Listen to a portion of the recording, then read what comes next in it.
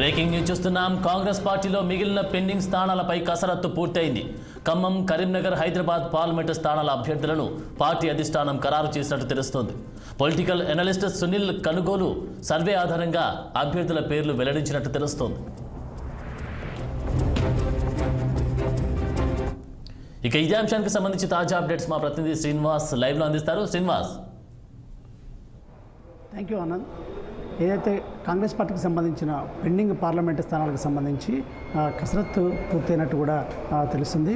So ఈ నేపథ్యంలో కూడా 3 పార్లమెంటు స్థానాలు పెండింగ్లో ఉన్న ఏదైతే 3 పార్లమెంటు స్థానాలు ఖమ్మం, అదేవిధంగా కరీంనగర్తో పాటు హైదరాబాద్ పార్లమెంటు స్థానాలకు సంబంధించి అభ్యర్థుల విషయంలో అధిష్టానం సీరియస్గా ఇప్పటికే అంటే కసరత్తు పలుమార్లు కూడా సమావేశంలో చర్చించినప్పటికీ కూడా కొలిక్కి రాకపోవడం, అదేవిధంగా వాయిదా పడటం, అభ్యర్థుల ప్రకటన విషయంలో కూడా జాప్యం జరుగుతూ వస్తుంది. ఈ నేపథ్యంలో కూడా అంటే ఈ 3 పార్లమెంటు స్థానాల్లో ఏ అభ్యర్థిని ప్రకటిస్తారు, ఏ అభ్యర్థికి అధిష్టానం టికెట్ కేటాయిస్తుందని కూడా ఇటు ఏదైతే కాంగ్రెస్ వర్గాలు కూడా ఆసక్తిగా ఎదురు చూసిన పరిస్థితి. ఈ నేపథ్యంలో కూడా ఇప్పటికే అంటే 14 పార్లమెంటు స్థానాలకు సంబంధించిన అభ్యర్థులను అయితే ప్రచారం కూడా నిర్వహిస్తుంది. కానీ ఈ 3 పార్లమెంట్ స్థానాల విషయంలో మాత్రం ఇప్పటికీ అంటే ప్రకటించలేదు.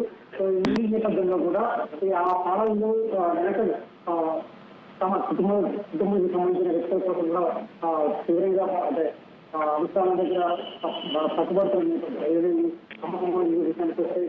ఖమ్మం స్థానానికి సంబంధించి ఏదైతే మంత్రి పొంగులేటి శ్రీనివాసరెడ్డి తన సోదరుడి కోసం కూడా ప్రసాద్ రెడ్డి కోసం కూడా పట్టుబడుతున్న పరిస్థితి. అదేవిధంగా డిప్యూటీ సీఎం బట్టి విక్రమార్క కూడా తన సతీమణి కోసం నందిని కోసం కూడా అధిష్టానం వద్ద ఒత్తిడి చేస్తున్న పరిస్థితి. ఈ నేపథ్యంలో కూడా ఎవరికి టికెట్ కేటాయించాలి, ఎవరికి టికెట్ కేటాయిస్తే ఏ నేత అసంతృప్తిగా ఉంటారు అనేది కూడా ఏదైతే అధిష్టానం ఏమంటారు తర్జన భర్జన పడింది. ఈ నేపథ్యంలో కూడా దాన్ని పెండింగ్లో పెడుతూ వచ్చింది. మరొక వైపు కరీంనగర్ విషయానికి వస్తే కూడా కరీంనగర్లో కూడా బీసీ సామాజిక వర్గానికి ఇవ్వాలా, రెడ్డి సామాజిక వర్గానికి ఇవ్వాలని కూడా అధిష్టానం ఆలోచిస్తున్న పరిస్థితి. ఈ నేపథ్యంలో కూడా ఎవరికి అంటే కేటాయిస్తే అక్కడ ఏ సామాజిక వర్గం బలంగా ఉంది, ఏ సామాజిక వర్గానికి సంబంధించిన వ్యక్తికి టికెట్ కేటాయిస్తే అక్కడ గెలుస్తుంది అనేది కూడా ఇటు అధిష్టానం ఆలోచిస్తుంది.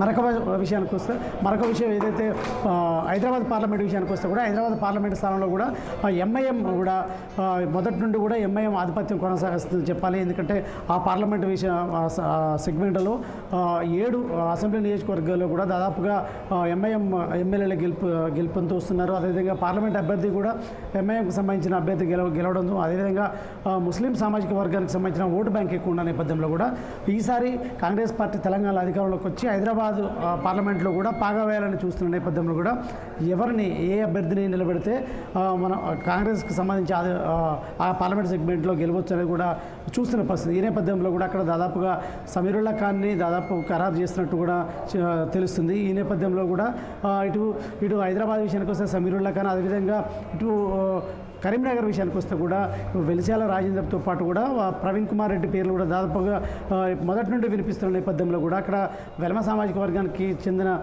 ఏదైతే వెలిశాల రాజేందర్కి టికెట్ ఇవ్వాలంటూ కూడా ఇటు ఆ జిల్లాకు సంబంధించిన మంత్రి కూడా అధిష్టానం వద్ద చెప్పినట్టుంది తెలుస్తుంది. ఈ నేపథ్యంలో కూడా దాదాపుగా వెలిశాల రాజేందర్ పేరు కూడా ఖరారైనట్టు కూడా గాంధీభవన్ వర్గాల ద్వారా సమాచారం. మరొక వైపు ఖమ్మం విషయానికి వస్తే కూడా ఈ ఇద్దరిలో ఏదైతే ఇటు బట్టి విక్రమార్క సతీమణి కావచ్చు, అదేవిధంగా పొంగులేటి శ్రీనివాసరెడ్డి సోదరుడు ప్రసాద్ రెడ్డి కావచ్చు. మరొక విషయం ఏంటంటే తాజాగా మరొక వ్యక్తి పేరు కూడా అంటే వెలుగులోకి వస్తుంది. ఏదైతే ఇటు మండవ వెంకటేశ్వరరావు కూడా ఏదైతే కాంగ్రెస్ పార్టీలోకి ఇచ్చి దానికి సంబంధించి టికెట్ ఇచ్చే అవకాశం ఉందని కూడా ఇటు అంటే ఏదైతే కరీంనగర్ హైదరాబాద్ పార్లమెంట్ సెగ్మెంట్ విషయానికి వస్తే చాలా వరకు ఆశావాహులు అయితే ఎదురు చూస్తూ ఉన్నారు. నేనంటూ కూడా పోటీలో ఉన్నటువంటి వాళ్ళు చాలామంది ఉన్నారు. సో వీరందరినీ దృష్టిలో పెట్టుకొని ఈ యొక్క సీట్లకు సంబంధించి అంటే ఒకవైపు కరీంనగర్ కావచ్చు, వరంగల్ కావచ్చు, హైదరాబాద్ కావచ్చు, అటు ఖమ్మమే కావచ్చు. సో వీరందరినీ దృష్టిలో పెట్టుకుని ఏ విధంగా అభ్యర్థిని ఎంపిక చేసే అవకాశం కనిపిస్తూ ఉంది? అక్కడ ఈ ఖమ్మం విషయానికి కావచ్చు, అదేవిధంగా ఖమ్మం పార్లమెంట్ విషయంలో ఖచ్చితంగా కాంగ్రెస్ పార్టీ అక్కడ ఖచ్చితంగా గెలిచే స్థానం అని కూడా తెలుస్తుంది. ఎందుకంటే అక్కడ ఇప్పటికే 12 స్థానాలకు 11 స్థానాల్లో కూడా కాంగ్రెస్ పార్టీ గెలిచింది. ఈ మధ్య కాలంలో భద్రాచలంకి సంబంధించిన ఎమ్మెల్యే కూడా కాంగ్రెస్ పార్టీలో చేరడం జరిగింది. సో మొత్తం 12 కాంగ్రెస్ పార్టీ ఎమ్మెల్యేలు ఉన్న నేపథ్యంలో కూడా దాదాపు అక్కడ ఖమ్మంలో ఖమ్మం పార్లమెంట్ నియోజకవర్గం కాంగ్రెస్ ఖచ్చితంగా గెలిచే సీటు చెప్పొచ్చు.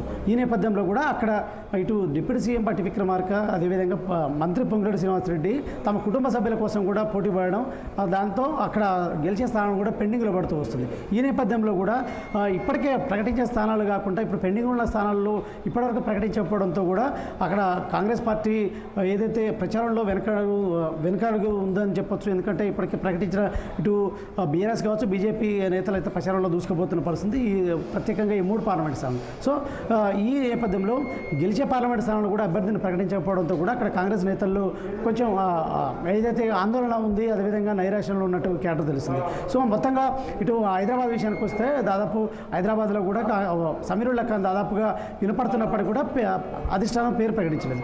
కరీంనగర్ విషయంలో కూడా కరీంనగర్లో పార్లమెంట్ సెగ్మెంట్లో 2019లో కూడా బీజేపీ అభ్యర్థి బండి సంజయ్, ఇప్పుడు ప్రధాన కార్యదర్శిగా ఉన్న బండి సంజయ్ కూడా 2019 పార్లమెంట్ ఎన్నికల్లో గెలుపొందడం, అక్కడ బండి సంజయ్ బలమైన వ్యక్తి.